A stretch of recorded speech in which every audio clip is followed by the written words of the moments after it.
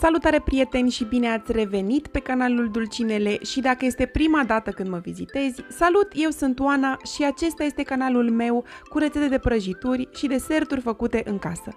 Dacă îți place acest video, nu uita să-mi dai un like și să te abonezi pentru că în fiecare săptămână postez un dulcinel nou. De data asta am făcut rulouri pufoase cu afine proaspete. Este o rețetă super simplă, extrem de delicioasă și abia aștept să vă arăt cum se face.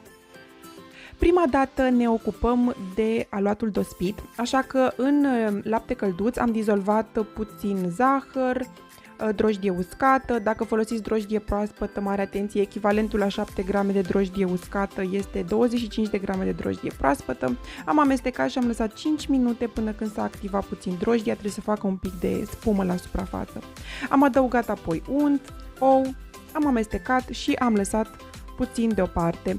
Eu am folosit un mixer pentru această rețetă pentru că sunt o persoană mai leneșă, nu-mi place să frământ la nesfârșit, plus că mixerul face o treabă mult mai bună decât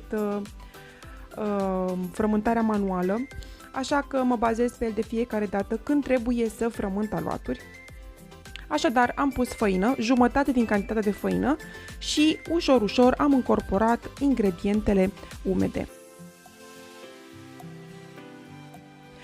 Am aromatizat aluatul cu zahăr vanilat. Eu folosesc de obicei zahăr vanilat bourbon pentru că este mult mai intens ca și gust.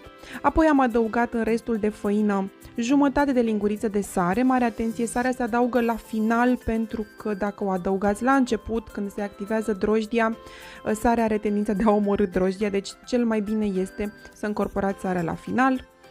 Bun, și am mai mixat destul de mult, 7-10 minute, cam așa am mixat, până când aluatul nu mai este lipicios. Eu am observat aici că aluatul era un pic lipicios, am mai adăugat puțină făină și am lăsat să se mai mixeze, nu știu, 3-4 minute.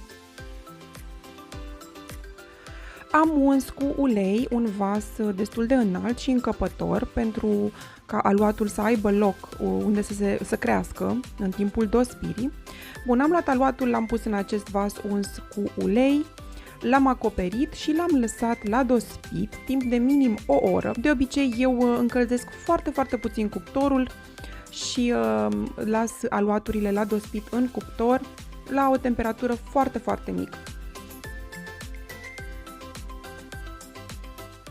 Nu se putea nicio rețetă fără mici invadatori. Vreau să vă arăt și vouă ce se întâmplă în spatele fiecărei filmări.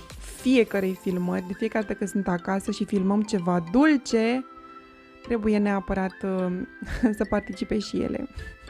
Este amuzant, este amuzant până la un punct, când deja devine foarte frustrant. De data asta a fost amuzant, chiar ne-am amuzat cu ele.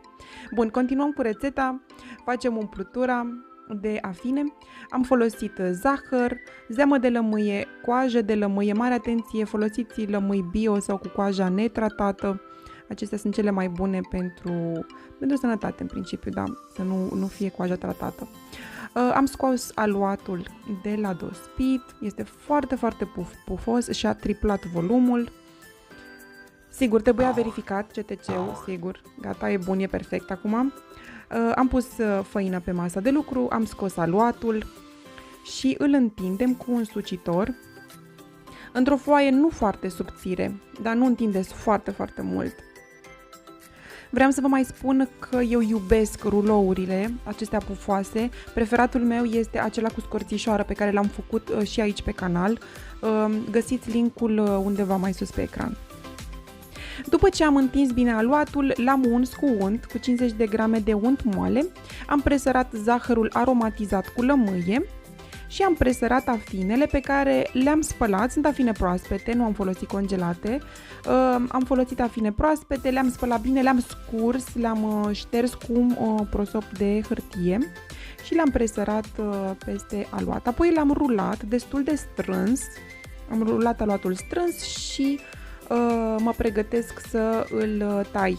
Între timp vă arăt tava. Am folosit o tavă din sticlă de 25 pe 37 de centimetri. Am pus hârtie de copt și urmează să tai acest rulou cu cuțitul. Un cuțit foarte ascuțit pe care l-am dat puțin prin făină. Vedeți, prima dată am tăiat la jumătate, apoi am tăiat fiecare jumătate în 6 bucăți cât de cât egale. Deci am avut 12 rulouri cu afine. Eu am folosit afine, dar puteți folosi orice alt fruct vă place vouă. Fructe de pădure, zmeură, cireșe, că sunt în sezon, vișine. Puteți folosi ciocolată dacă nu vreți rulouri cu fructe. Bun, le-am pus în tavă. Trebuie să le lăsăm la dospit pentru minim 30 de minute. Trebuie să se împufoșeneze bine. Le-am acoperit cu folie, le-am lăsat 30 de minute. După ce au crescut cât de cât, trebuie să le ungem cu puțină smântână grasă, minim 30%. Nu vă recomand să le dați cu unt, pentru că deja au unt în interior. Am folosit smântână lichidă pentru a nu se usca la suprafață foarte tare. Da? Apoi le-am dat la cuptor la 180 de grade fără ventilație pentru 35-40 de minute. Trebuie să verificați voi din când în când temperatura, poate este nevoie de mai mult sau mai puțin timp în funcție de cum vedeți că s-au rumenit. Bun. Facem și o glazură. Nu este obligatorie, mie îmi place foarte mult cu glazură, cu zeamă de lămâie, cu lapte și cu zahăr pudră. Puteți folosi zahăr pudră vanilat sau simplu. Așa arată rulourile după ce au stat un pic să se odihnească, după ce le-am scos din cuptor, cam 15-20 de minute înainte de a pune această glazură. Sunt foarte, foarte pufoase, aluatul este foarte fraged, ia uitați, plin de afine, este foarte delicios. Găsiți lista de ingrediente și rețeta pentru aceste rulouri pufoase cu afine scrisă în descrierea acestui video și vă reamintesc că ne vedem pe Facebook, pe Instagram, linkurile sunt în descriere, postez și acolo rețete video scurte cu diverse dulcinele sau gustări rapide pe care le pregătesc pentru familia mea. Sunt sigură că vă pot inspira și pe voi.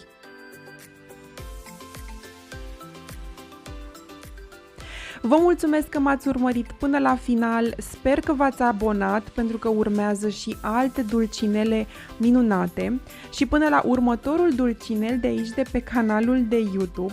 Vă îmbrățișez cu drag și vă urez spor în toate, pupici!